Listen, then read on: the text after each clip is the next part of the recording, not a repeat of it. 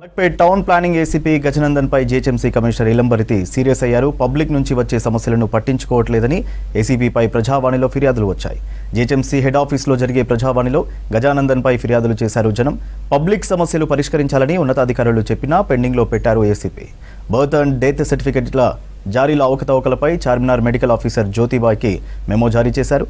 రికార్డులు లేకుండా బర్త్ సర్టిఫికెట్ల జారీపై వివరణ ఇవ్వాలని కోరారు కమిషనర్ ఇలంబరితి.